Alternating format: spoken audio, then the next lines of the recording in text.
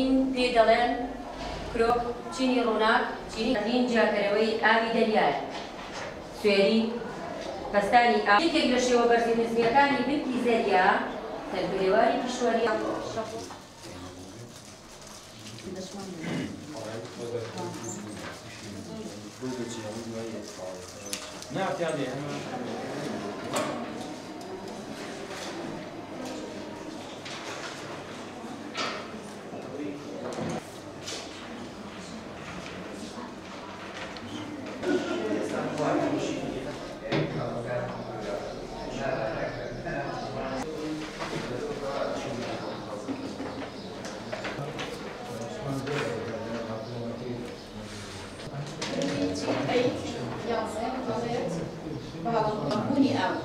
کاتی ئاو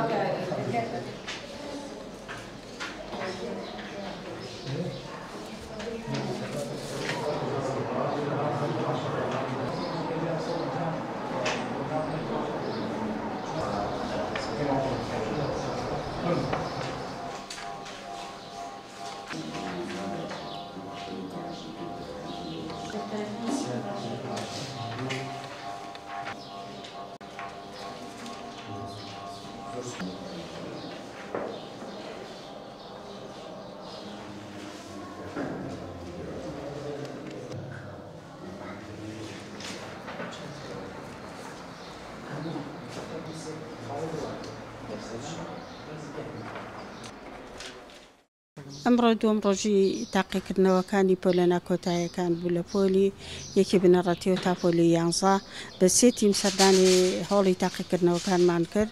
تیمی یەکەم بەڕێز کاک دڵشاد کە سەرۆکی ژنەیە لەگەڵ بەڕێبەری پەروەردەی ڕۆژهەڵات بەڕێبەری پەروەردەی ڕۆژاوا ئەوان بە 2 تیمی جیاواز و منیش لەگەڵ کاک دڵشادا بە تیمی سەردانی قوتابخانەکانمان کرد. سەردانی چەند قوتابخانەیەکمان کرد. هەموو قوتابخانەکان زۆر بە ڕێکوپێکی تاقیکردنەوەکانیان ئەنجامەدا و هەروەها سەردانی قوتابخانەی خێرامان کرد. ئەوان زۆر بە ڕێکوپێکی شەکانیانە کرد و خوێندکاران زۆر بە ڕێکوپێکی تاقیکردنەوەکانیانە کرد و بەڕێمش ئەگەڕێتەوە بە دڵسۆزی مامۆستایان و بەڕێوەبەر و سەرپەرشتیارانە لە تاقیکردنەوە بێ لەوەی کەوە سەردانی هۆڵی تاقیکردنەوەکان کرد بەڕێز کاک دڵشاد هەم لە کەم و کوڕیەکانی قوتابخانەکان دواوە ئەو پێداویستانی کە ویستیان و کە لە توانایە بێ بۆی دابین کردوون.